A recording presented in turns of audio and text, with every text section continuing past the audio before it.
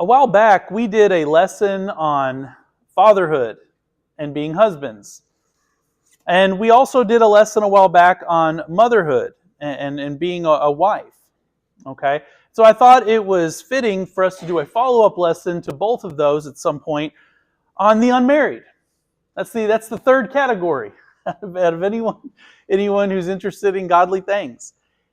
And I'm going to encourage you today that even if this lesson doesn't directly apply to you and your situation, there are still things that we can take away from this. There are still things we can learn.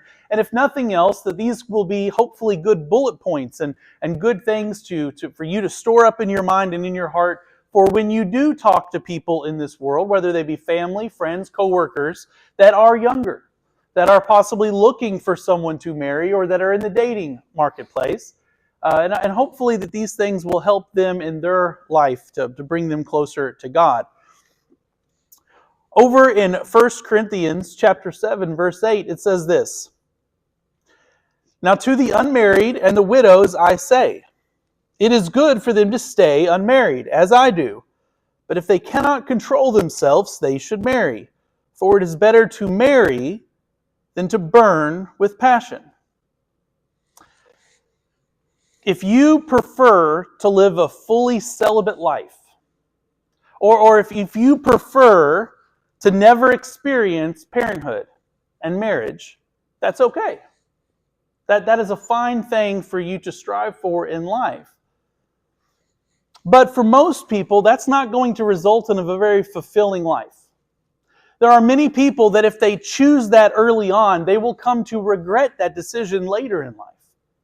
Because it means that you're not going to have that kind of companionship and relationship that is good for the human to have. To be surrounded by family, children, grandchildren, a spouse. Opting to never marry or have kids, it does stunt our growth, our maturity. And it does limit our perspective. There is a maturity that you develop from being a spouse. There is a perspective that you develop from being a spouse. And the same goes for being a parent, right? To be a father or a mother, you start to develop a different way of looking at things that you otherwise would never develop. And so it is healthy and it is positive to do these things. And unfortunately, a lot of people that choose to not get married and choose not to have kids, they're not doing it so they can draw closer to God. A lot of people, unfortunately, choose that lifestyle because they'd rather focus on worldly things, right? They'd rather focus on themselves, their own finances. They'd rather focus on their own experience rather than share it with someone else and put others before themselves. These are selfish reasons and really narcissistic reasons that our culture today is really suffering from. That yourself comes first in every respect. And that doesn't make for a very healthy society. If you're going to choose to not get married, you have to remain celibate. That is a fact that God makes very clear in the text, in the Bible. In 1 Thessalonians chapter 4, verse 3, it says this, "It is God's will that you should be sanctified, and that you should avoid sexual immorality, that each of you should learn to control your own body in a way that is holy and honorable." Premarital sex is fornication. It is sinful. It is shameful. This is something that we need to hear more about in this culture today. Because this is something that our culture has tried to really erase. They've tried to erase all shame from premarital sex and to make it normal. And to a large part, they've been very successful at that, to many people's detriment. Men and women need to save themselves for marriage. That this is a very important thing. And of course, we should do this simply because God has commanded it. That alone should be reason enough to a Christian. But there are a lot of reasons to save yourself for marriage. There are a lot of reasons. There's a lot of value in this. It eliminates the risk of STDs, which right now, these things are running rampant in our culture. I saw on the news, I think it was a week ago, that a new thing came out. There's 20,000 new cases of HIV in Atlanta that just came to light. That is a huge number of people that are going to have to struggle with that disease for the rest of their life. because they did not wait till marriage. They were engaged in premarital sex. And also, abstaining from premarital sex, it will protect us, specifically women, from the trauma and the baggage that comes with having a high body count, having a lot of failed relationships in their past. There have been multiple studies that have been done on this subject in the scientific community, and consistently the results always come back the same. And that is that women specifically that have a lot of premarital partners, they find it harder to be happy in marriage down the road. We find statistically that you are less likely to have a long and healthy, stable relationship the more people that you sleep with.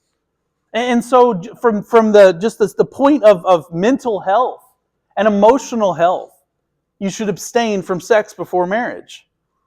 And the reason why I think that's very telling is that science just continues to confirm what God's Word instructs. Waiting till marriage results in a happier marriage. It results in less strife and stress and turmoil for the people involved. And avoiding premarital sex also eliminates the chance of pregnancy out of wedlock. This is something else that's been normalized in our society, just being a single mother. Just doing it all by yourself.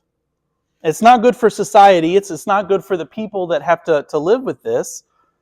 And I'm going to encourage you, do not create broken, unstable homes for children so you can have a night of fun. That is so selfish when you think about that. The ramifications from that. Every child deserves to have a married father and mother in the home. They deserve that. They need that. We should be doing our part to make that happen. And I'll also point out that abortion is not birth control. And this is something else that is just very popular in our culture today. It's become very popular in this world to treat abortion as if it's a form of birth control, that it's just the last line of defense if you get pregnant and you weren't expecting it or not wanting it. Abortion is not birth control. It is a wicked attempt to fix a mistake. And the mistake is not getting pregnant. The mistake was the fornication. Over in Psalms 127:3, it says, "Children are a heritage from the Lord, offspring a reward from Him." Getting pregnant is a blessing. It is a joy to faithfully married couples. It's also a dread and a curse to the unmarried, to cheaters. Why is that? Because the unmarried have no business having sex. You have no business having sex with anyone that is not your spouse. Over in Hebrews 13:4, it says this, "Marriage should be honored by all, and the marriage bed kept pure, for God will judge the adulterer and all the sexually immoral." It's a very important passage. Sex is virtuous. It's a good thing. By design, God made us to enjoy it. There's nothing wrong with that. But its proper and only place is within a marriage. The marriage bed is pure, but it has to be the marriage bed. We can't just treat anyone in the world like they're our spouse. They're not. And outside of marriage, sex is sinful and it is shameful. So let's talk about choosing a mate. Because for most people, according to Scripture, for most people, that alone is reason to get married. It goes back to 1 Corinthians chapter 7. If you cannot control yourselves, you should marry. It is better to marry than to burn with passion. Right? For most people, they're going to really struggle to keeping themselves pure from sexual immorality. And that alone is a reason for us to get married. It's the reason why we are strongly encouraged and suggested that we do marry in this world. If you would, turn with me over to Judges chapter 14. And I'm going to read the first 3 verses here. Judges 14. It says, "Samson went down to Timnah and saw there a young Philistine woman. And when he returned, he said to his father and mother, 'I have seen a Philistine woman in Timnah. Now get her for me as a wife.' And his father and mother replied, 'Isn't there an acceptable woman among your relatives or among all our people?' Must you go to the uncircumcised Philistines to get a wife? But Samson said to his father, get her for me. She's the right one for me. Notice here that from Samson's perspective, the only thing he cares about is that she's hot.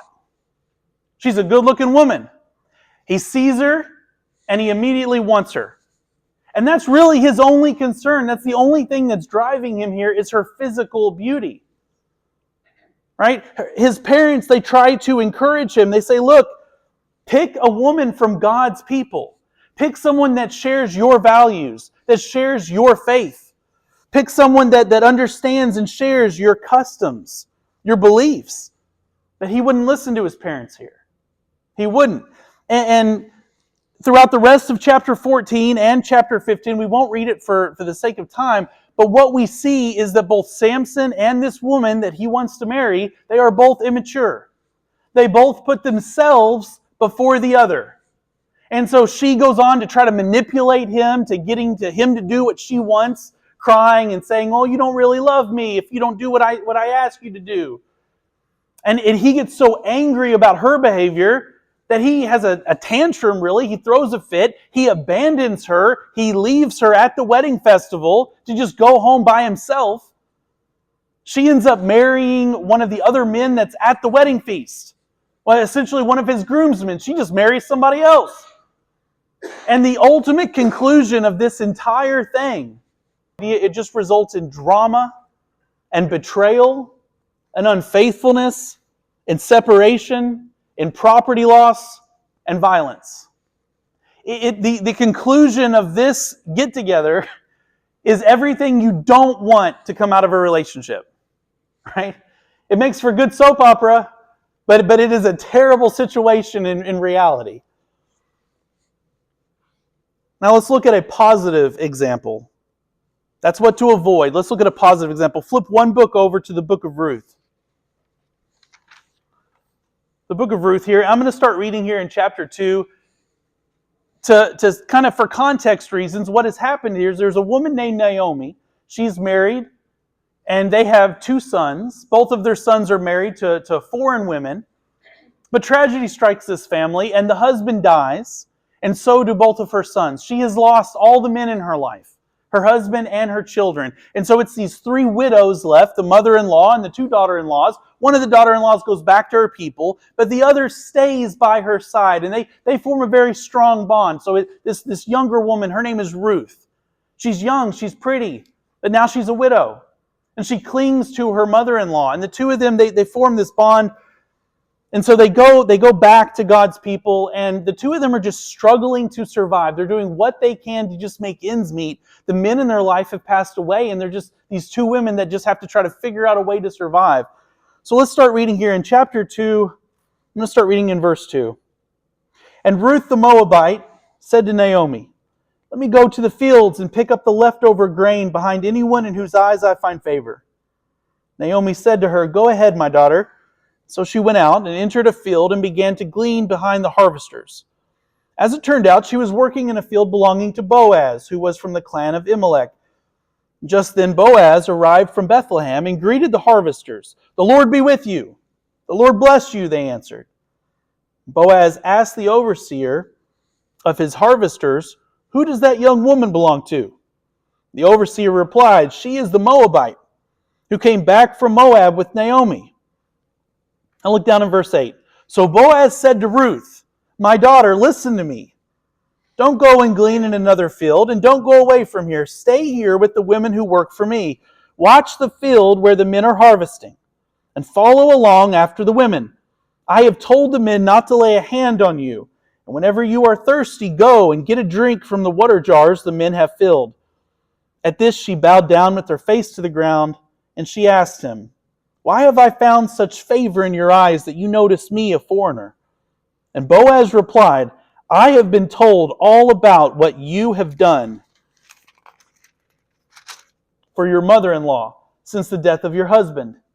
How you left your father and mother and your homeland and came to live with a people you did not know before. May the Lord repay you for what you have done. May you be richly rewarded by the Lord, the God of Israel, under whose wings you have come to take refuge.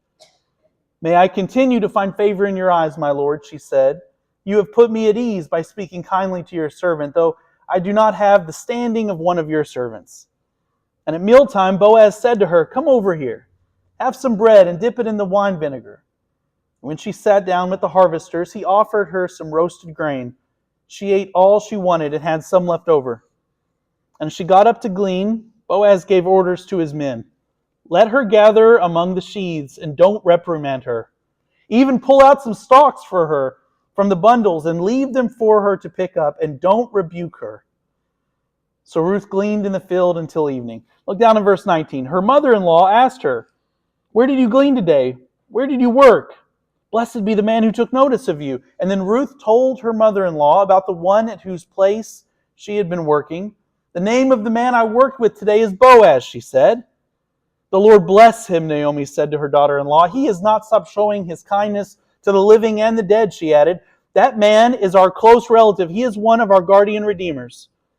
Look down in verse 22. Naomi said to Ruth, her daughter-in-law, "It will be good for you, my daughter, to go with the women who work for him, because in someone else's field you might be harmed."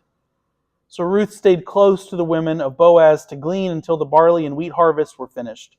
She lived with her mother-in-law.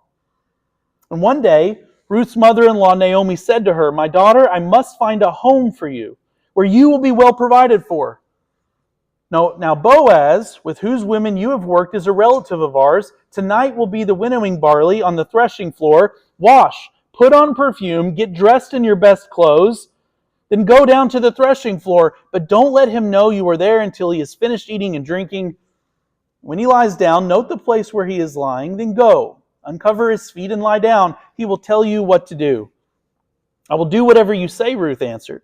So she went down to the threshing floor and did everything her mother-in-law told her to do. And when Boaz had finished eating and drinking and was in good spirits, he went over to lie down at the far end of the grain pile.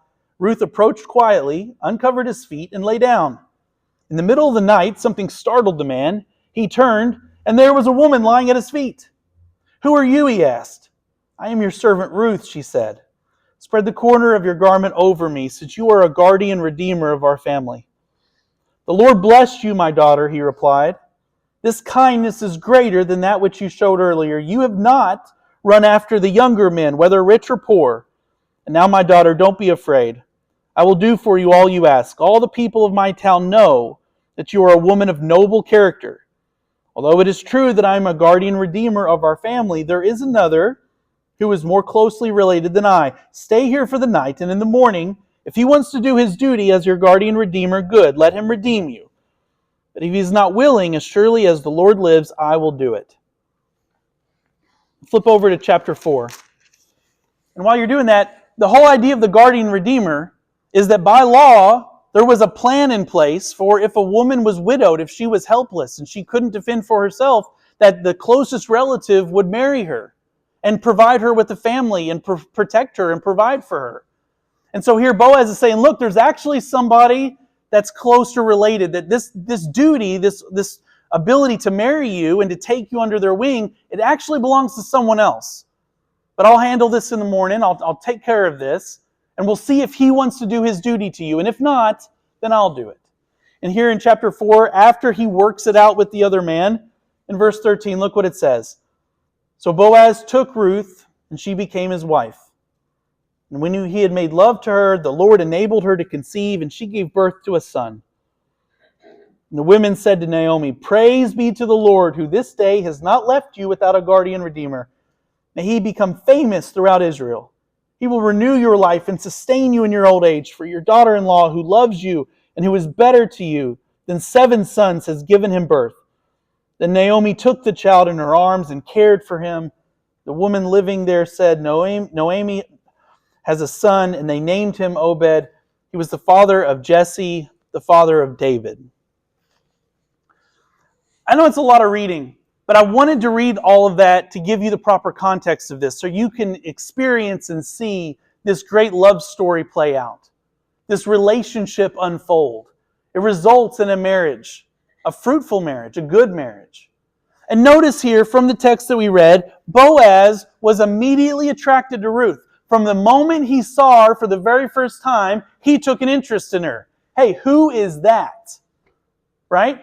But he didn't just stop by looking at her physical beauty. He also got to hear about her and what she had been through. He learned about her. And notice that he takes into account her loyalty to family and to God, her purity, her submissiveness and her peace, the way she's living her life and trying to do what's best for her family. These are all things that he took into account beyond just her physical attractiveness. Now, Ruth was a foreigner. She was a foreign woman, that's true, but she had already converted. She had already accepted God, the true God, as her God. She had already taken the people of Israel and made them her people. This we see back in Ruth chapter 1, verse 16. Look at her pledge. Where you go, I will go. Where you stay, I will stay. Your people will be my people, your God, my God. That's the attitude that she had. And from Ruth's position here, she takes into account Boaz's ability to provide, his ability to protect her. And not just that, not just his position and his ability to provide and protect, but he also took into account she also took into account his faithfulness. He took into account the fact that he was a God-fearing man among God's people. It wasn't just that he was an Israelite, he was a God-fearing Israelite. He was devoted to the Lord in godly things. Accounts like this in the Scripture, they tell us a lot that we can learn from. And what we see here is women are attracted to a man's purpose. Women are attracted to a man's purpose. This can manifest in any number of ways, not one specific way. It might be a man's ambition. It might be his wealth. It might be his status. It might be the calling, the mission that he's on. But when a man has those things in place, he becomes attractive to women in a general sense. Okay? And men are attracted to beauty. And they're attracted to peace. This is important. And I really wish young people would understand this more, because our world is lying to people. And it will constantly tell you that men and women are interchangeable, that we're just kind of the same, right? That we all want the same thing. That's not true.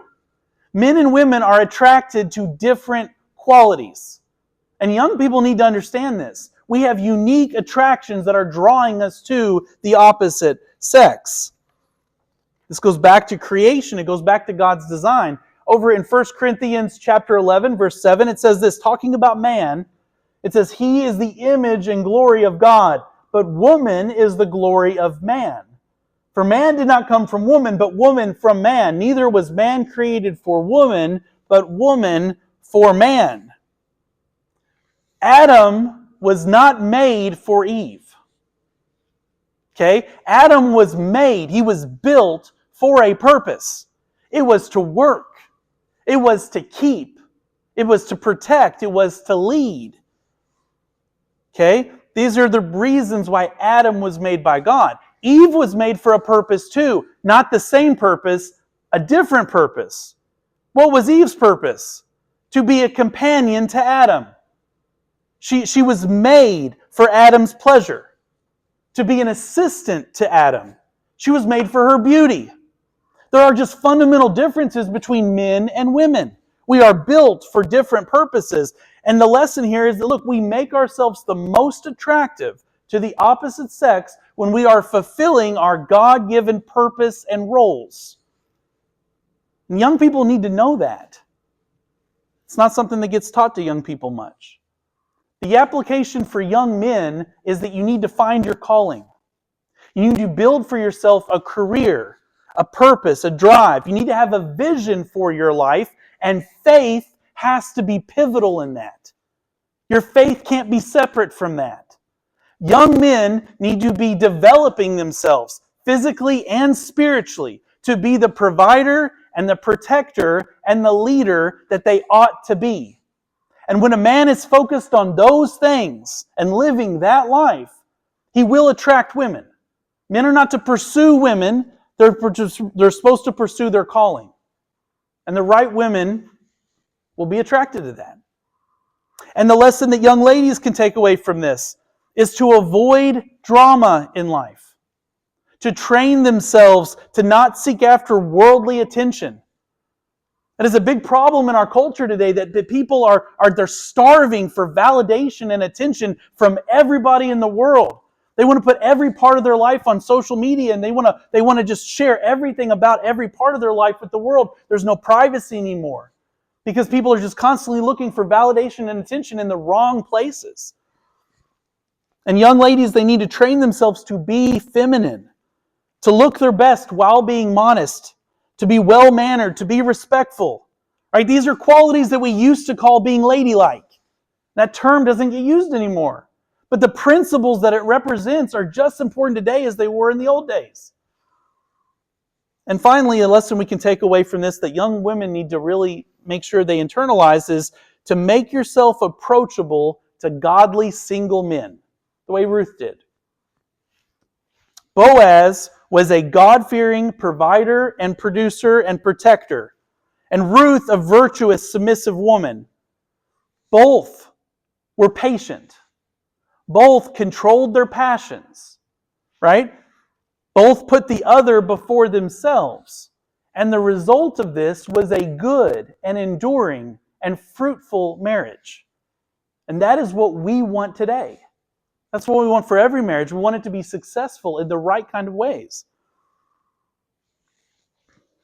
For the women out there, it is so important that ladies use the early years of adulthood wisely to find a husband, to have children, to secure for themselves a husband and children while they can, while the getting is good, as it were. Back in Ruth chapter 3, verse 1, notice here, Ruth's mother-in-law, Naomi, said to her, "My daughter, I must find a home for you where you will be well provided for." These women, they understood that there was a sense of urgency to this, that it needed to be dealt with sooner rather than later. And women today need to understand this too. This world is constantly lying to young people, telling women, you don't have to worry about finding a husband. You don't have to worry about having kids. Put that off. Focus on yourself. Make something of yourself. Make your life about you. That's a real issue because that's not true. That is a lie that leaves many women later in life regretting the choices that they made. They're not following the pattern that they should follow. And if you squander your 20s being promiscuous and focusing on a career and focusing on a higher education, if those are the things that you prioritize all through your youthful years, then don't be surprised when there comes a point when you do want to settle down and the men that you're interested in are no longer interested in you. You've passed that window where the getting's good, where there's a lot of options, where you can just choose any man you want to go on a date with because there's a lot of single guys your age. This is important. The older we get, the harder it is to date. The harder it is for us to find a suitable match. The harder it is physically to have children.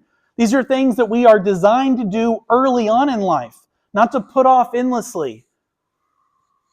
And being a single mother is going to make dating harder too. And it's important that these things all happen in the right order. Marriage first, then children. Ladies, please be selective in who you date and who you marry. Because once you are married, you have obligations and duties that must be fulfilled whether he's doing his part or not. If you would, look over in Ephesians chapter 5.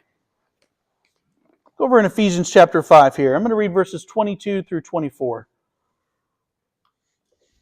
Wives, submit yourselves to your own husbands as you do to the Lord. For the husband is the head of the wife, as Christ is the head of the church, his body, of which he is the Savior. Now as the church submits to Christ, so also wives should submit to their husbands in everything. For women, dating is about you selecting the man who's going to lead you and your children, who's going to be your provider, who's going to be your protector. He will be the head of your house. He will be your leader, and he will be your best friend. Now, women today, they have a lot of standards. Nothing wrong with that. Right? They want a man that's taller than them. They want a man that's stronger than them. They want a man usually that's more competent than they are. They want a man who makes more money than they do. All of that's fine. But no standard is higher than this. Do not marry a non-Christian. Over in 1 Corinthians 7:39, look what it says here. A woman is bound to her husband as long as he lives. But if her husband dies, she is free to marry anyone she wishes, but he must belong to the Lord. He must belong to the Lord. Not a suggestion, it's a command. As a Christian woman, you have to marry a Christian man. If a man is not committed to God and family, if he is not committed to protecting you and being your provider and leader, not just physically, but spiritually, it doesn't matter how handsome he is, it doesn't matter how famous he is, do not marry that man. God has to come first. 1 Timothy 5:8 says, if anyone does not provide for his own, and especially for those of his household, he has denied the faith and is worse than an unbeliever. That applies to physical and spiritual things. Ladies, pick a faithful, spiritually minded provider and leader, and then you follow him. You follow him. So ladies, please be selective in who you date. Save yourself for marriage. Prioritize God and marriage and family and submissiveness in the way you live your life. And then you pray hard that God will guide you in finding the right man. And that he will be the right man throughout your marriage. That's important. Now turn the attention over to the men. Men, your wife will qualify you or disqualify you from ever serving as a deacon or an elder in the Lord's church. You need to think about that. Men, your wife will represent you and your family to the entire world. There are few things in this world that will destroy a man's reputation faster than a woman.